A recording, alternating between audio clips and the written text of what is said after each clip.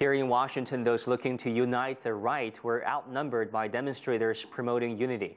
A year after a white supremacist rally and counter-protest turned deadly, another march took place. But instead of in a college town in Virginia, this time it was taking place near the White House. CGTN's Roy Ruttenberg reports.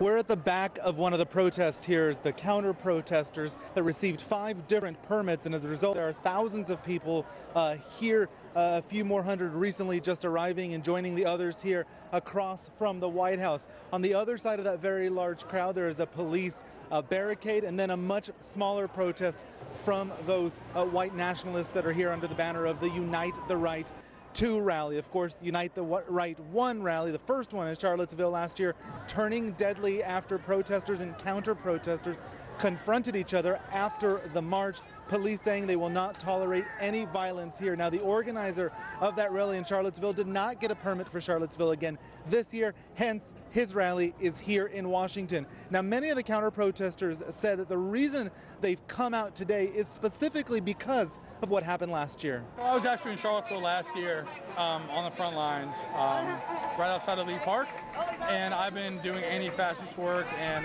mass mobilization work for over a year, and I'm a Jew, and I'm just not going to stand for Nazis anywhere near me.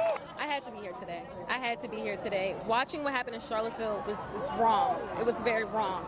So for me being here today, you're going to hear my voice. You're going to see me out here marching. Like I said, I'm not going to allow anybody just to come into home and try to take over. Now, these counter-protesters clearly outnumber the Unite the Right rally participants. Their organizers saying this isn't about racism, this isn't about white nationalism. Let's have a listen. So let me ask you something.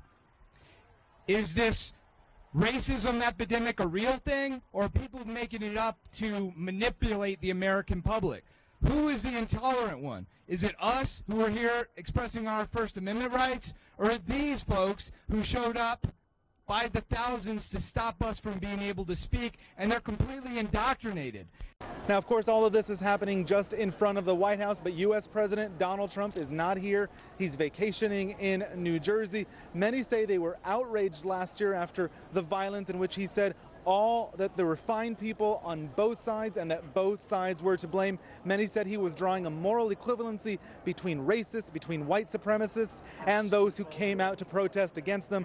And Donald Trump tweeted on Saturday that he condemned all forms of racism, and many said that was a nod from him to these Unite the Right rally protesters who say they're out here protesting against anti-white racism, things like affirmative action that they say are hurting white Americans. Now, many of Donald Trump's defenders will say that he has come out against racism, that he's condemned the violence, but many say he simply hasn't done strongly enough and has failed in what many presidents normally see as a moment to really unite the country rather than exacerbating racial tensions. Roy Ruttenberg, CGTN in Washington.